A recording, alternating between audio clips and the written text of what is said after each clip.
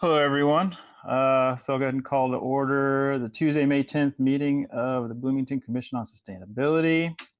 So yeah, this is my first time ever running a virtual meeting, so I'll probably stumble through it. Hope that's okay with everyone.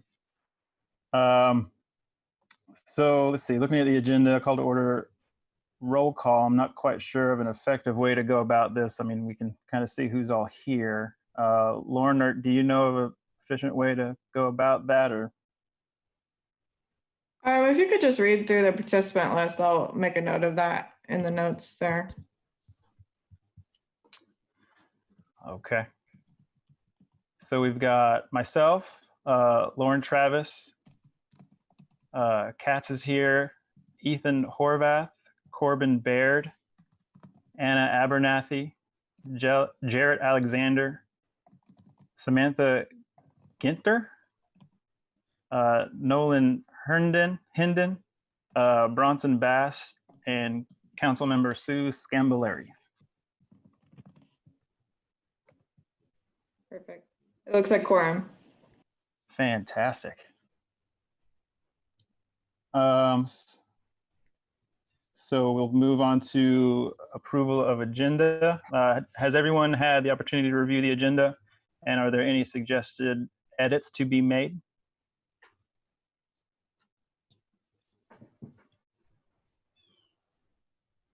Okay, then I move that we approve the agenda as written. Can I have a Second. Okay. All in favor, wave or say aye. Great, thank you.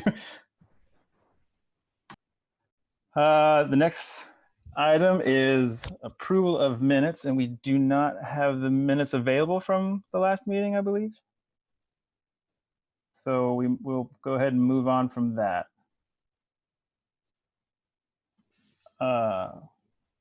We have this next section is public comment.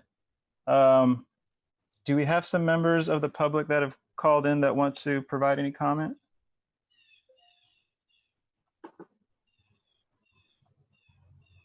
I don't have anyone in the waiting room from the public, so I think this is all commission members. And all right. So item 6 is report from the chair. That'll be me. Let's see. So since our last meeting, and we're fortunate enough to get some presentations or discussion later on in the agenda, but I believe on February 29th, there was resolution 20-01, where it formed new committees. The Sustainable Development Committee and the Climate Action and Resilience Committee. And we have the chairs from both of those city council committees here with us this evening, and they'll kind of talk to the roles of those committees. But other than that, I don't have anything really to report from the chair perspective for BCOS.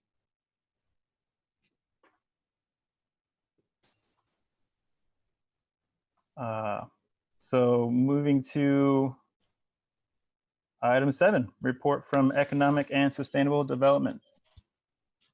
thank you everyone for tuning in. I have a couple of announcements. So the County Environmental Commission missed one meeting, but was able to have a special session on Monday, and had a couple of things that they wanted to share with you. One was that the Youth for Environmental Sustainability group, which is a group of high school and college students that helped pass a city council resolution last June, is working to try to pass a similar resolution at the county level to help frame the conversation about incentivizing sustainability and climate action at the county level. So I can both send out the ordinance that they passed last June at the city, but they are having a presentation of their draft ordinance for the county tomorrow evening on May 13th.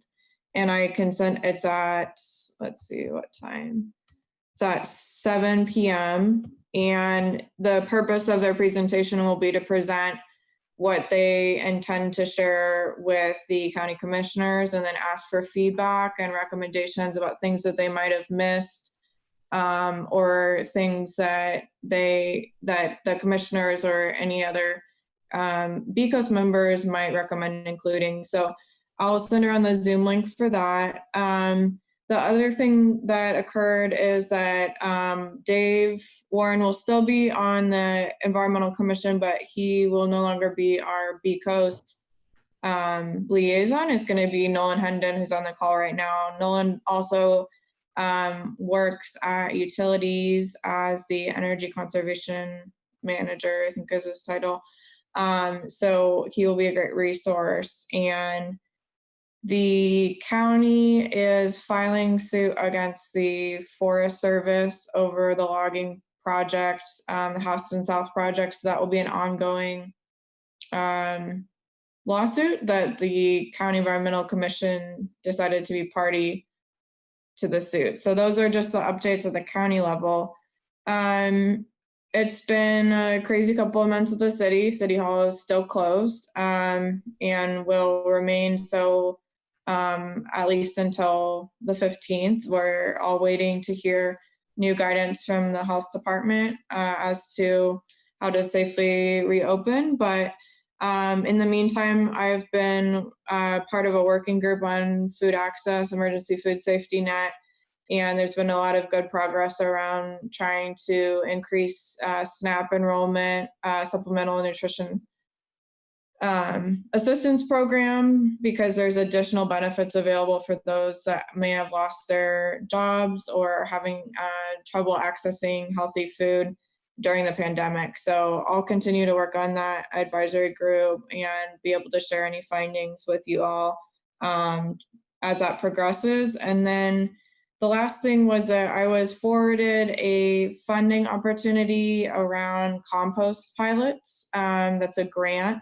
And there's a webinar, and it might be something that BCOS would pursue. As a group, you are able to work on grant proposals that could then fund pilot projects for things that you're researching. So I'll send that up in the following follow-up email. It would be due June 26th, but it would be fund a 2-year project that would go from October 2020 to September 2022. So I know the work that you've done in the waste group to look at potential composting models. And so that's something that we could talk through if anyone's interested in doing grant research as follow-ups for some of the things that are coming out of your subcommittee ideas. So that's essentially it. We will be moving into budget season this summer. So there's a lot of uncertainty around that, but that will play a big role in what funding is available for various programs in 2021.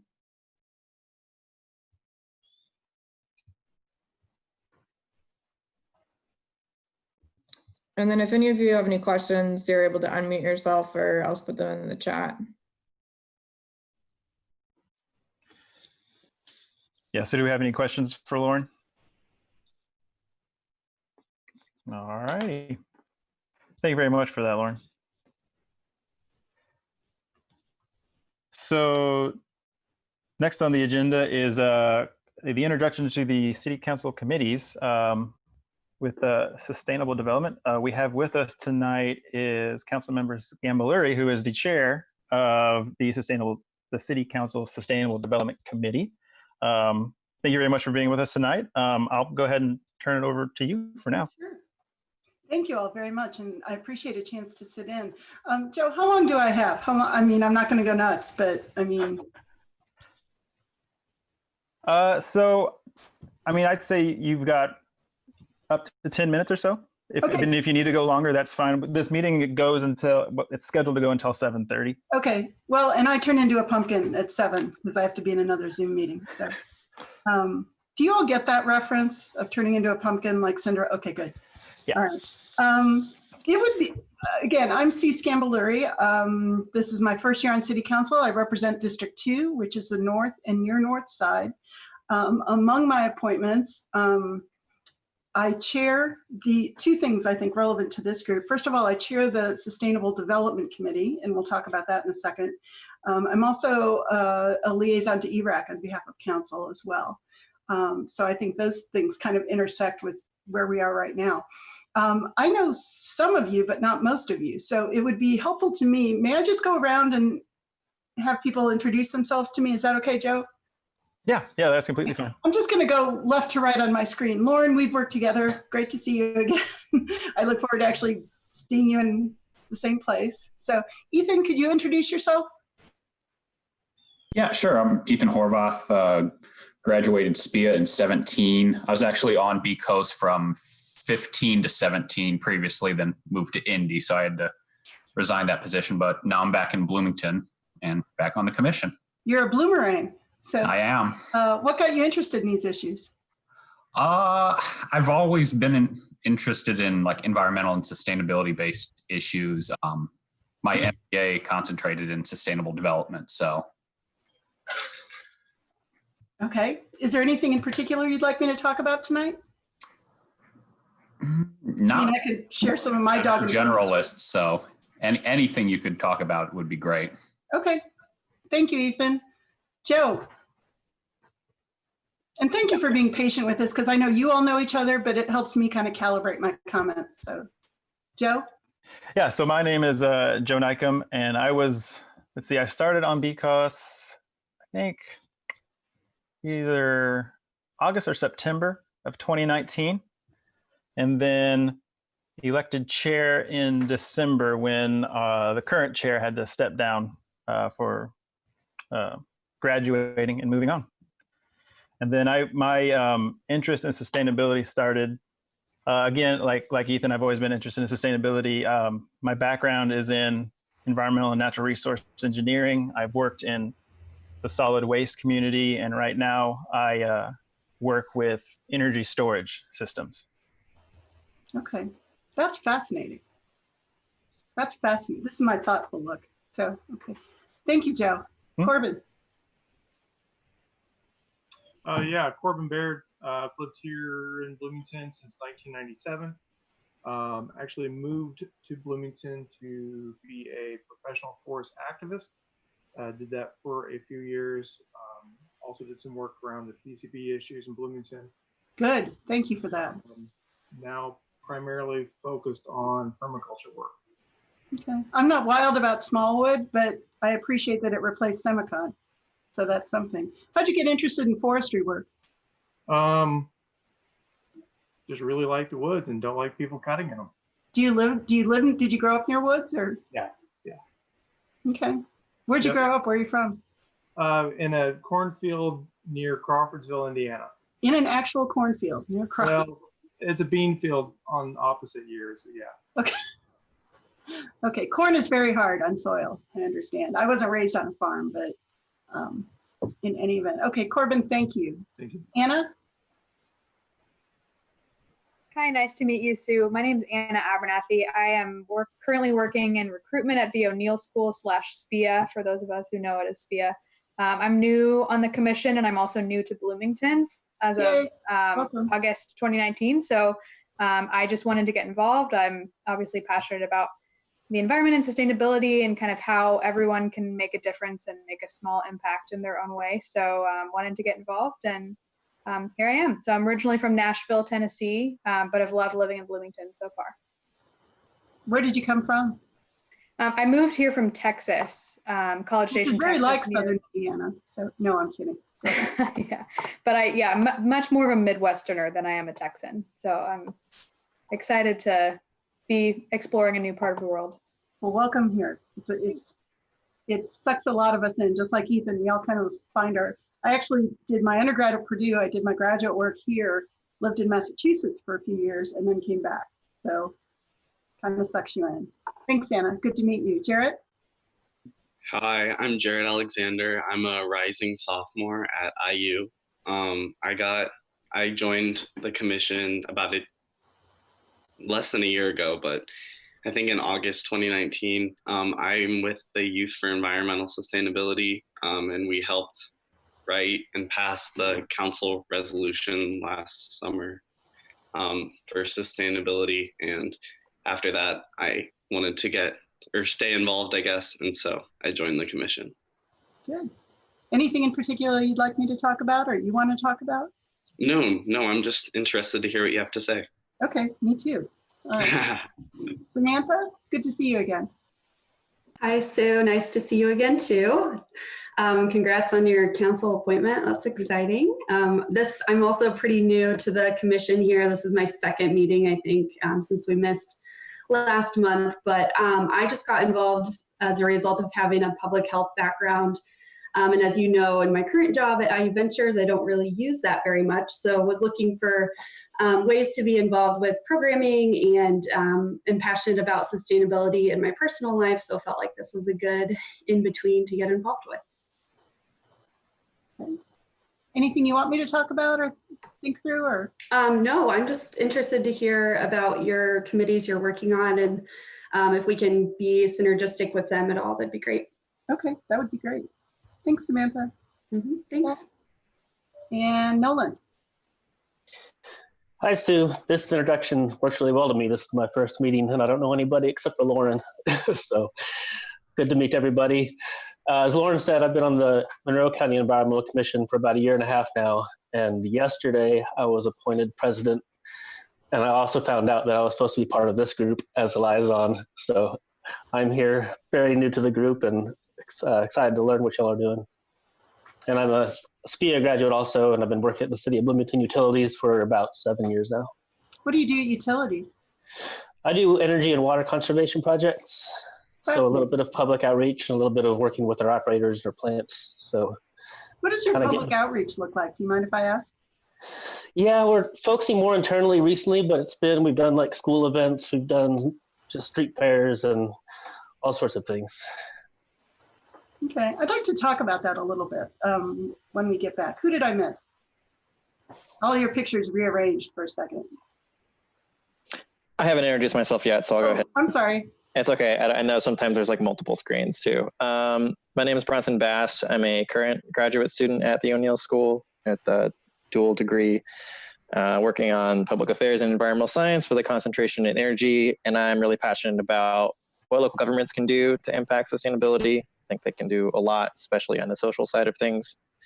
And last summer, I worked very closely with the City of Goshen on their climate action plan and greenhouse gas inventory. So I'm What was that like? here up in Goshen. Mm-hmm.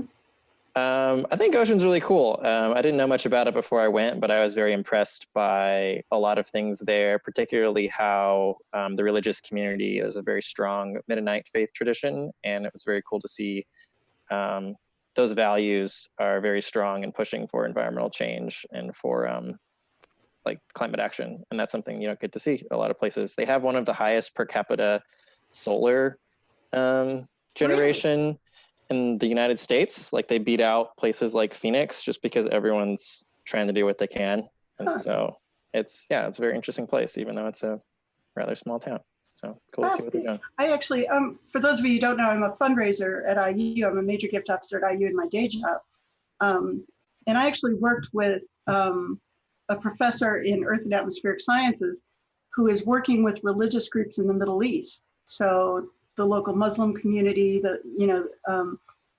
to fight climate change or to prepare for climate change, because those are the patterns of influence and those are some of the values at work. And it's fascinating stuff, what they did. So, okay. Anything you want me to talk about in particular? Oh yeah, if you could talk about any developments with the Sustainability Investment Fund or your perspectives on that, that would be great. Okay, Matt will know more about that than I will, but yeah, I'm happy to talk about that. Okay, I'm just gonna kind of dive in and wave or yell or let me know if I'm getting too far out in the weeds or not far enough. A little bit of background and why I even got well, let me back up even further. First of all, thank you. God does not give you all extra hours in your day just to play roles like this, but they're important. And so I'm grateful that I have you to learn from at the very least, and I'm grateful that you serve a town that I care about. So thank you for that. So why did I get involved in this? I grew up in Gary, Indiana. Does everyone know where that is? Okay. I was born in 1965. So I saw Gary, Indiana during its mid-century prosperity when all the steel mills were doing really great. They also did a lot of bad. They trashed the lake and did a lot of other things.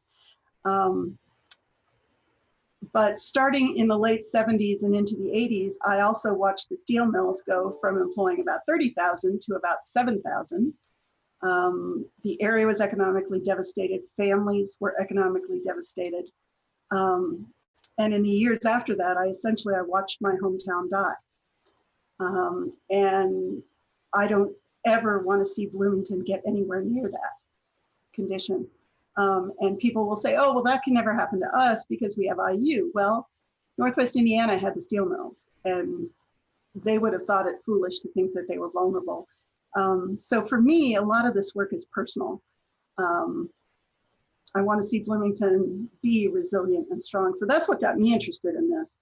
And that's why I care about a lot of these issues. So let's take that and set that aside for a second and talk about committees. City Council, there are a lot of good things about how it's structured and how it operates, and there are some things that kind of gum up the works more than they should. Okay. The creation of standing committees was a way to respond to that. So we now have 10 standing committees, and our job is essentially triage for legislation. So whenever a piece of legislation, a resolution, or an ordinance comes to us, it's assigned to a particular committee. That committee researches it, hears public comment, hears comment from staff, and then submits a report and a recommendation to the full council on what happens to it. Okay. One of the other things we could do that I think might be relevant to this group, we can also hold hearings and meetings on topics that are not the subject of legislation. So historically, stuff comes to council because it's about legislation. Well, there are a lot of things going on and important events and important projects that don't necessarily require us to pass anything, but that are really important for us to know about in the context of all the work going on in the community.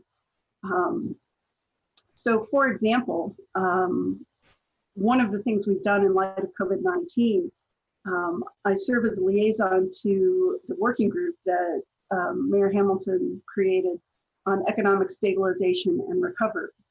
So our committee, the Sustainable Development Committee, could actually hold hearings on the work they were doing, what their plans were for the $2.5 million loan fund that we assembled, and so forth. So hearing legislation and triaging legislation is part of what we do. Also making sure council is informed and has the opportunity to hear reports about different topics that aren't the subject of legislation. So does that make sense? Does that, okay. Anything more you want me to talk about there or no? No, okay. Couple things that I think are interesting to me. Economic development, you know, yes, my early thinking about economic development was influenced by having grown up in Gary and watching that town die. But I care very much about, hey Matt, I care very much about our having the right kind of development in Bloomington. Once upon a time, any city would have been glad to have factories that manufactured t-shirts and flip-flops. And that's not who we are now. That's not who we want to be as a community. So I think certainly it's critical that we worry about job creation and make sure we have a vibrant community.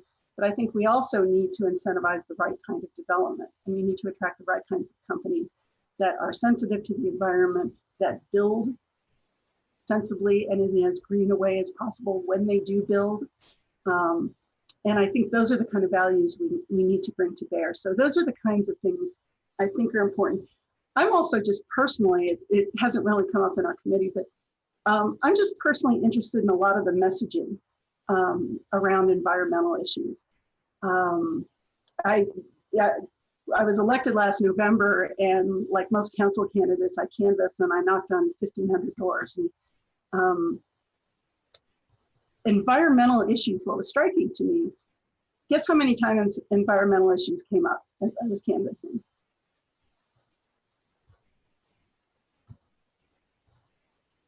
Probably a lot. One? What else? Any other guesses? I would guess maybe half a dozen. Twice. One person asked where the recycling plant was, or the recycling centers were. Another asked where they could find more information about composting. And I finally, I was concerned about the omission. And so I started asking people, well, are there environmental issues that are important to you? Or are there particular ways in which your family tries to respond to climate change? And one of the things that really struck me is over and over and over again, I got really sheepish looks of people who said, yeah, I really should do more about that, but yeah, it's just, it's on page 8 of my list of priorities. Okay. And so what kind of crystallized in my head is just the attention we might pay to messaging, and where. Nolan, I think you talked about doing outreach for utilities. I have come to believe that that's really, really important, because some of the messaging I see can concern me at times. If there's someone who is generally a good person, they don't really pay that much attention to climate issues, mostly because they're busy, because they have to get their daughter to speech therapy and their son to tennis practice, and they're caring for aging parents and everything. And it's not that they don't want to work on the climate, it's not top of mind for them. And then one day they decide, all right, that's it. New Year's resolution, we're all going to start recycling our newspapers. Let's at least start there. That's not the time to yell at them because they don't also compost. Okay, that's the time to reinforce that behavior and say, could you do one more thing? Could you add one more thing to that? And so I think there are messages that create urgency, and there are messages that create changes in behavior. And sometimes those overlap, and sometimes they don't. And so that's kind of what I think about a lot. Does that make sense? Okay. What else do you want to talk about, or what questions do you have? Okay. Did everybody get this and have a chance to look at it? Okay. What do I need to, I'm sorry, what? Would you like me to share it? Oh, Be able to see it. I always forget that that's possible. Sorry. Thank you, Lauren. I would be interested in hearing what kind of projects you all will be involved in this year, what kinds of things you might like to bring before council, and how I can be helpful. It's also really, really important to me to have council stay out of the way when that's relevant too. So I would be interested in your take and your feedback on what's next.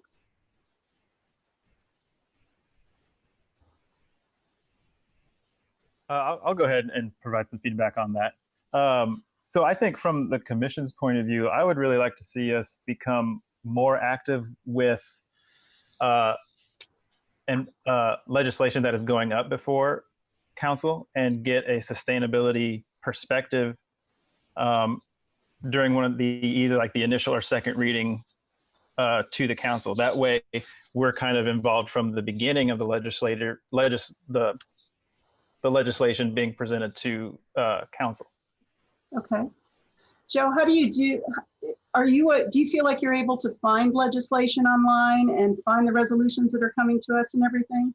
So I can find them pretty easily for like online when they have the packets and stuff for the weeks that they're being presented. But I've had troubles finding them any earlier than that, before they are like their first reading.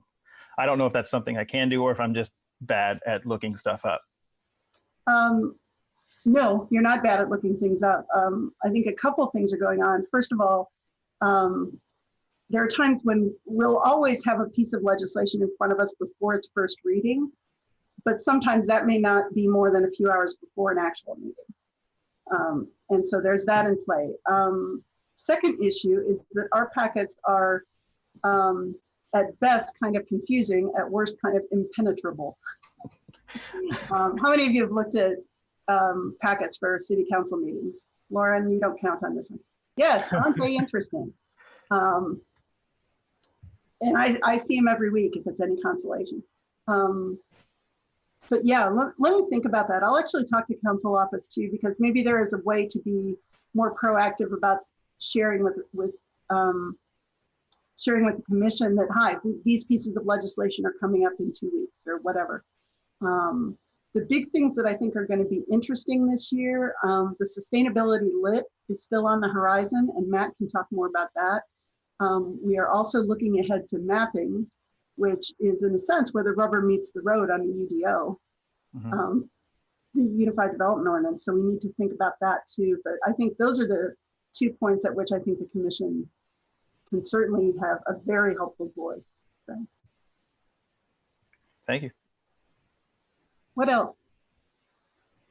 Is there any legislation you would like to bring? Technically, a council member doesn't need to sponsor legislation.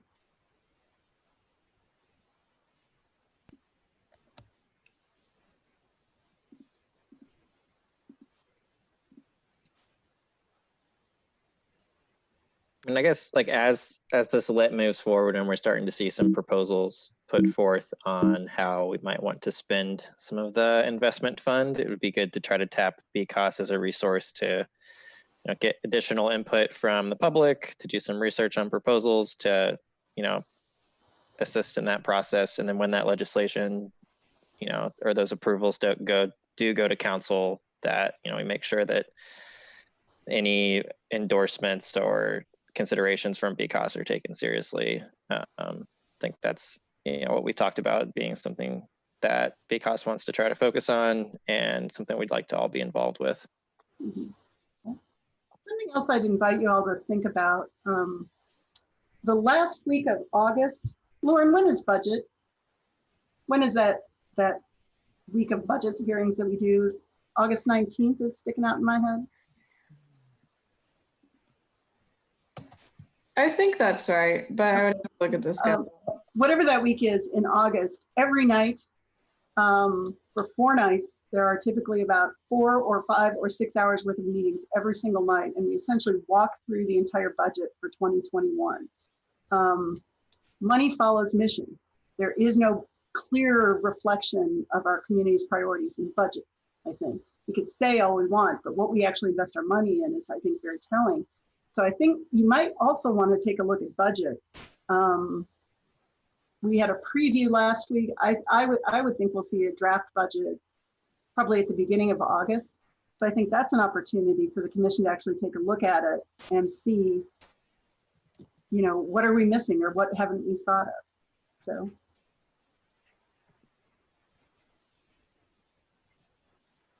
Bronson, thank you for that. That's a good suggestion too, so thanks for mentioning that. Yeah. What else can I help with? Okay. Matt knows more about the sustainability lit than any 10 people I know combined. So I'm actually going to turn it over to him and just take a step back now. So. I'm unmuted. I was already unmuted the whole time, apparently. Hello, y'all. Just a quick note. That's right. August 17th, 18th, 19th, 20th are departmental budget hearings. Each department has a 20-minute presentation or up to that with questions. So that's the week. You just explained that way better than I did in my line. And then it looks like okay, that's it. And hopefully all goes swimmingly with that. Obviously we're in odd times here. Sorry, I've just sort of started without introducing myself or anything else. I'm Matt Flaherty, former member of BCOS. Lots of new faces. Great to see those of you who I knew when I was on the commission, and those of you who are new, welcome. So as I'm sure Sue explained, the council has started using a committee structure to handle more of its work this year. There are, I think, 9 or so committees. Initially, there was going to be a climate sustainability committee that has sort of been disaggregated into 2. And one of the motivations for that was that the mayor put out a proposal on January 1 that the council, as part of the local income tax council, which is actually made up of multiple fiscal bodies from Ellettsville, Steinsville, the county, and the city, the mayor proposed that we consider changing the local income tax by a half a percentage point, right? or maybe 0.25. I'm sorry. It's actually escaping my mind at the moment. To fund a sustainability investment fund. And I know Joe put out information about that. And I think a number of you attended the meeting that we had at the Mill on March 5th to talk about that. And we thought that a separate committee to handle that issue might be useful, and just other climate related issues, because it's a difficult organizational challenge, actually. And I know Lauren deals with this as well. And it's been a matter of discussion in the past at the city, last year's budget hearings, for instance, because climate touches on so much about the built environment, about our operations, about utilities, about, public works, everything we do at the city. It's difficult to know how exactly to organize that. So Lauren, interacts with a lot of folks in a lot of different departments. And similarly, there's aspects of transportation or land use, for instance. I'm on the land use committee. I'm not on the transportation committee, though that's certainly an interest. Both of those committees, almost every matter they handle will have fairly significant climate implications as well as other implications.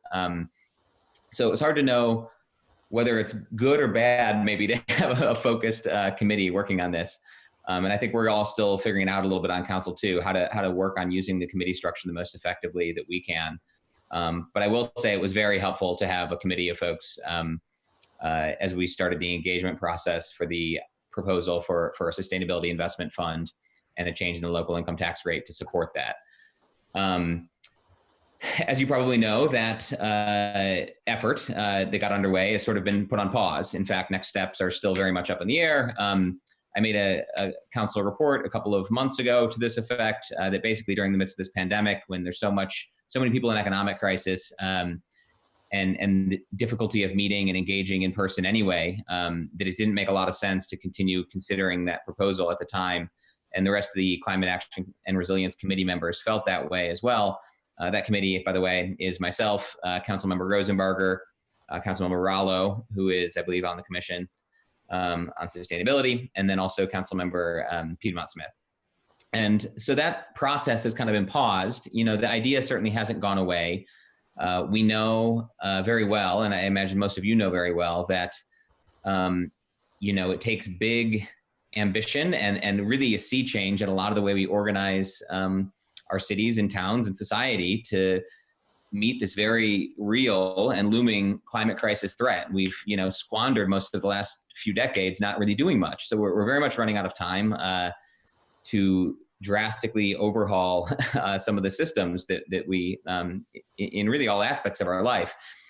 There's only so much we can do at the city, of course, but we're committed to doing our part. The mayor has signed on to any number of pledges, including the mayor's mayor's climate. What is it, Lauren? Climate mayors? I mean, that's like the shorthand, but it's the mayor's covenant on climate and energy or something. Yeah,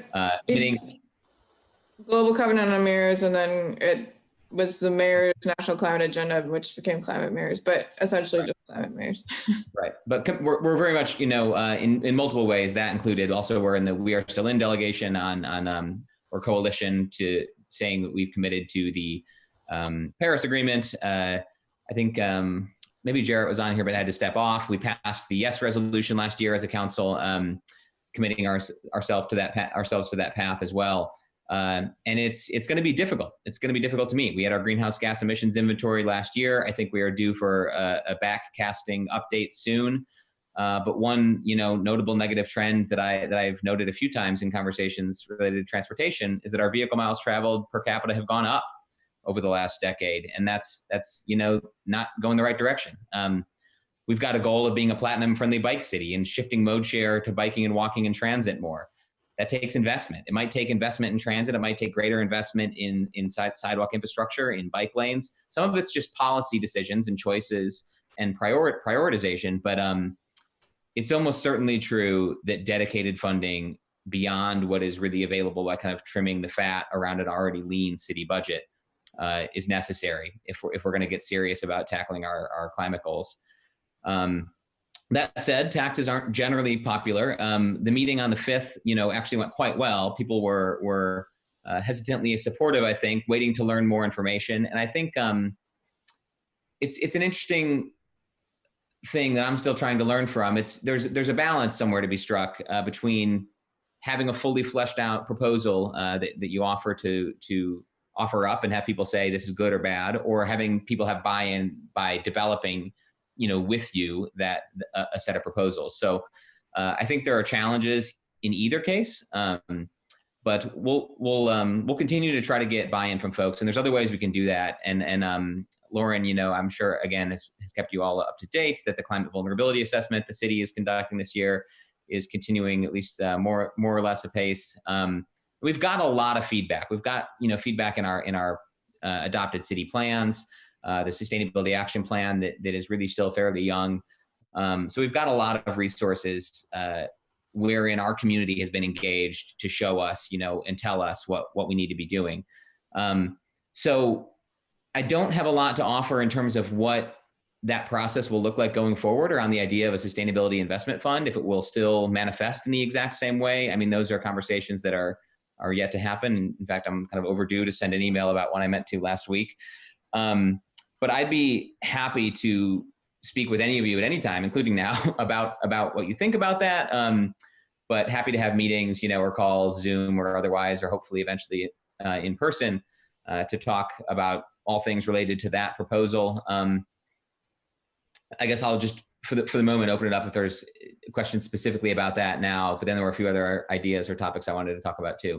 Anybody have any questions or thoughts or concerns they wanted to relate to that? And may I just interject too? Sure. Matt and I are going into another meeting at 7, or at least I am. I'm guessing Matt will as well. So if you want to talk with us not here, that'll be your chance. Yeah. Yeah, very, very open and happy to meet anytime. Obviously, BCOS is near and dear to my heart. And I think I appreciate Joe's perspective and what he brought up, and Bronson as well. I think in my time on BCOS, we weren't too involved with the legislative process and what was going before council. And of course, part of the mission of BCOS is to be an advisory body to the council. It was Dave Rollo who I think got this going, 15 years ago or so. So if we could find ways to work more collaboratively and enhance that relationship, that would be great. And I think it'll take just, some brainstorming and some kind of iterative work to think about how to do that. I think the Environmental Commission does a little bit. They've kind of weighed in formally. They do weigh in formally on most development proposals, and I think that's done at least in part through Linda Thompson, the development planner, but also the commission itself.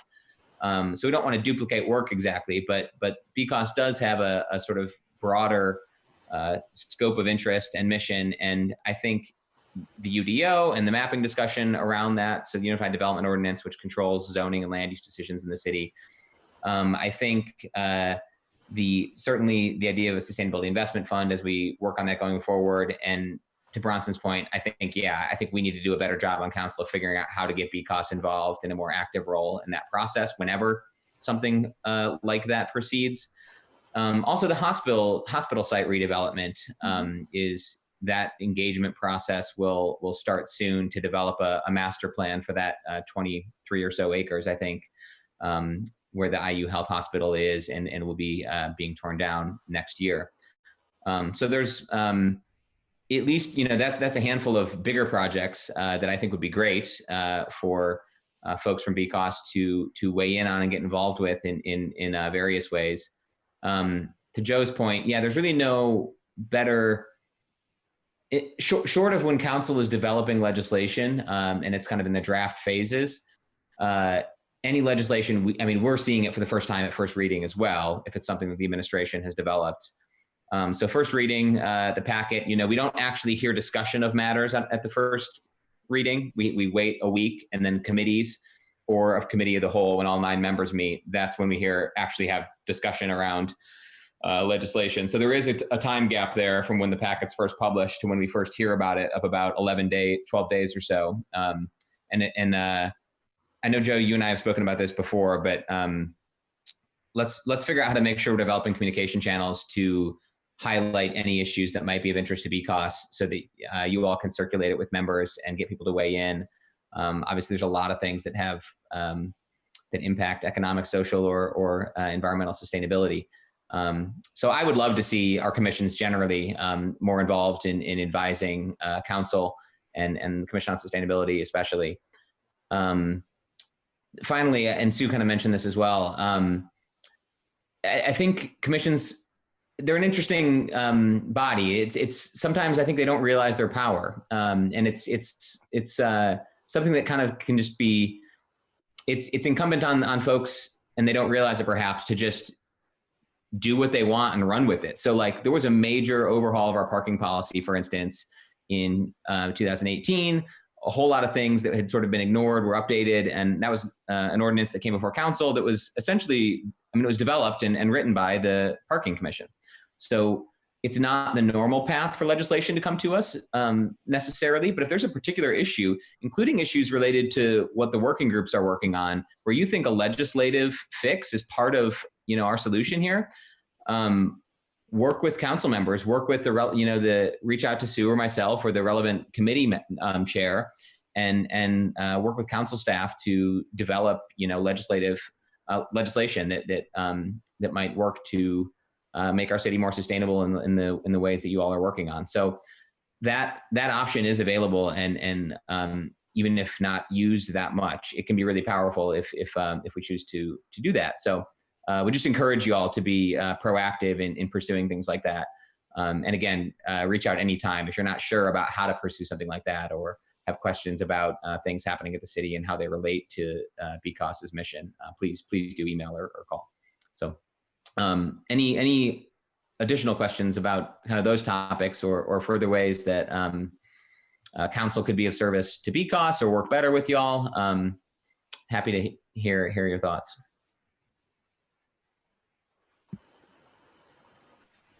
May I ask a question? Yes. How does, I'm curious as to why is Lauren laughing at me? Okay. You're entirely doing something else. How do you all interface with the public? How does this commission spend time with the public, gather feedback? Are there particular ways you do that? I'd say mostly our main way of gathering feedback is if when people show up to our monthly meetings. Okay. Something else to think about. Matt and I both have constituent meetings. Mine are first Saturdays of every month, 1:30, currently via Zoom. But those dates are always on my website, sueforcitycouncil.com, and they're on the council's webpage and the city calendar and everything.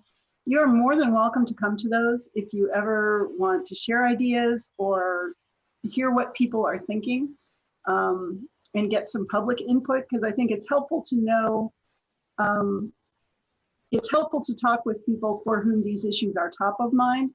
I think it's also really informative to talk with people for whom these issues are not top of mind. I think they're the ones very often that we're trying to change behaviors for.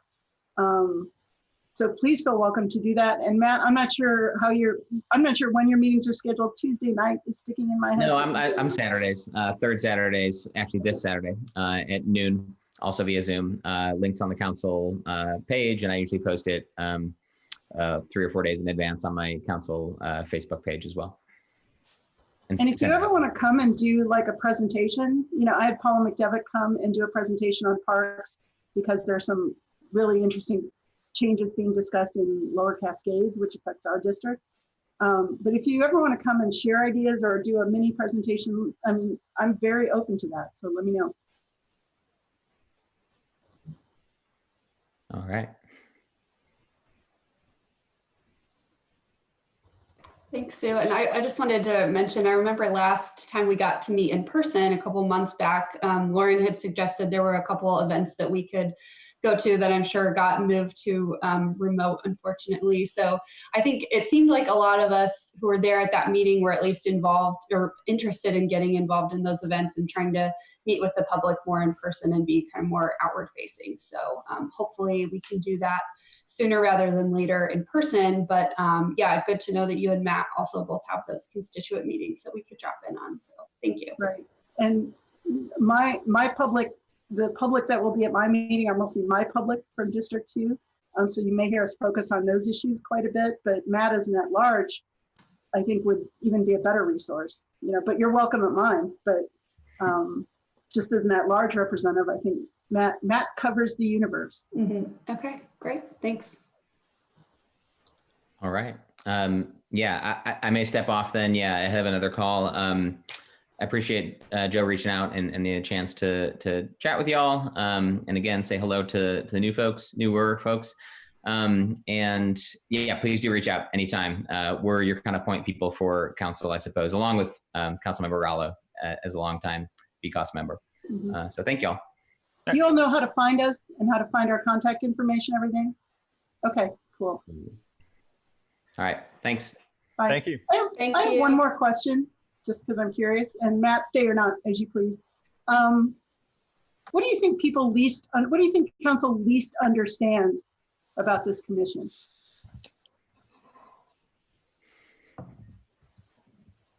Or I guess another way to say that is, what do you most want me to learn from this conversation and go away with tonight? I would say just at least with past councils when I was on a few years ago, there was a mindset that we were just an environmental sustainability commission instead of also touching on economic development and social equity. So I would say just like keep that in mind as maybe if you guys see any bills come up that might touch in those areas as well that you feel as though our input would be good on. Okay, I kind of think you touch all of that.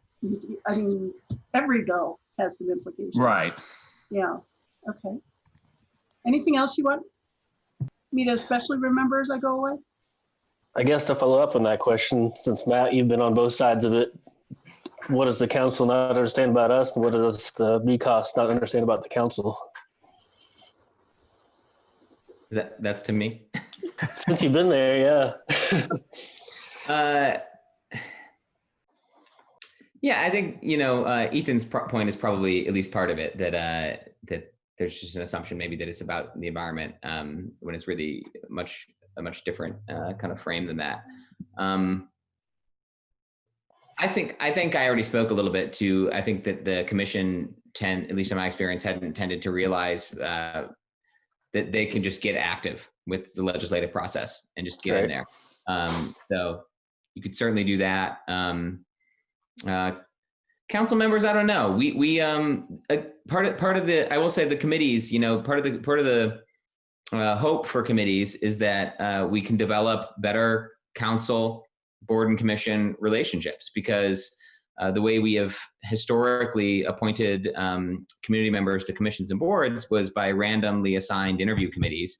But by having these standing committees like the Sustainable Development or the Climate Committee, we kind of develop areas of some expertise and become like the kind of point person on council for issues related to this. And then we'll also eventually be the people interviewing the community members for the commissions too. So hopefully that a little more continuity there and a little more intention in terms of the subject matter can help to develop relationships a little more. But I think that's, you know, really an open question and a good one about how council could do a better job of understanding what all the boards and commissions do and keeping up with them. We occasionally have, I mean, we do have annual reports from a number of commissions and boards, but I think that's a question to continue to meditate on, certainly. So.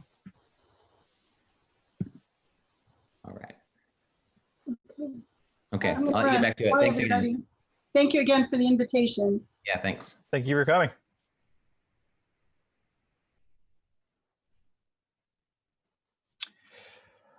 Okay, moving on to the next agenda. It's the working group updates. So I'll go ahead and start off with the waste reduction. We have not met since our last meeting. So there really isn't much to update about that one, or for the waste reduction working group. We do look forward to seeing that grant that you talked about earlier though, Lauren. So we'll keep an eye out for that.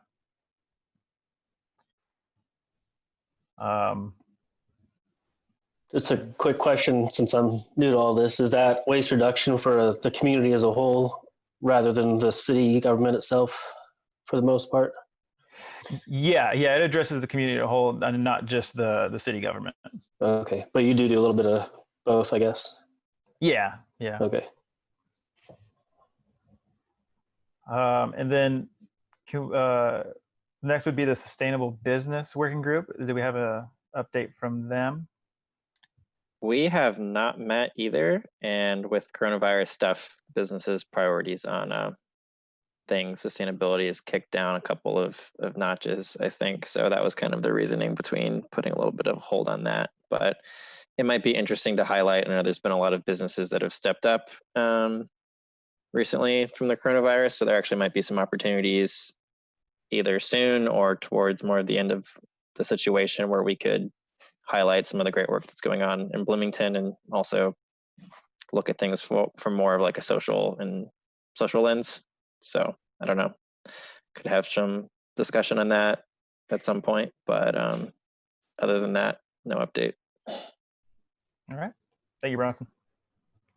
And then the next one would be the UDO. Pam is typically our UDO working group head, but she's not here today. So I guess we'll go ahead and move on, unless anyone has something that they would like to share about the UDO. Okay. The final bullet, new business. Is there any new business that anyone, or any topic that anyone would like to bring up to the commission since we're all together?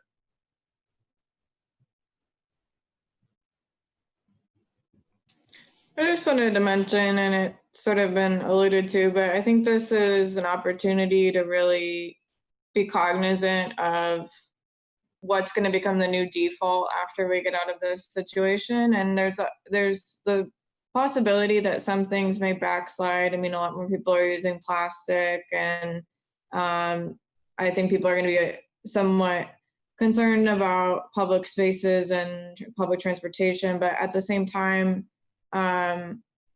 what opportunities there are for like a greener recovery, that as different cities craft their plans and their intentions for moving forward and recovering economically, making sure to integrate sustainability principles within that. And we don't know yet if there's going to be stimulus funding that will be coming down the line, but a lot of the things that we've talked about at BCOS and in sustainability in general meet not only the environmental, but also economic and social equity principles that will help the resilience of the community as a whole. So I think that it's hard to anticipate what the rest of the year is going to look like in terms of what's coming in front of council, but really the multifaceted lens through which sustainability offers will be helpful when deciding how to allocate funding priorities or how to allocate policies. So I think that this group is particularly well positioned to have a more multifaceted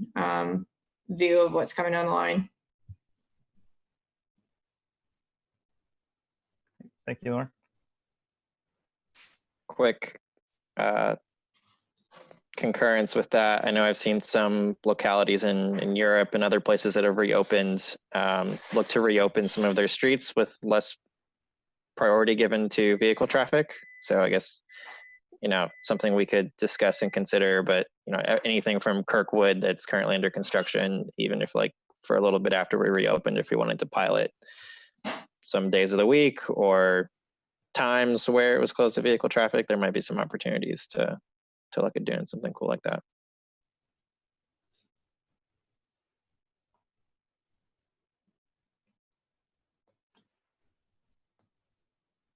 Okay, if there's no more comments, our next meeting is scheduled for June 9th. We'll wait to see if it'll be an in-person or Zoom. I'm probably guessing it'll be another Zoom meeting.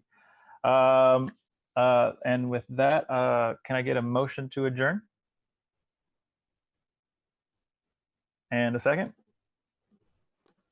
All right, meeting adjourned. Thank you very much.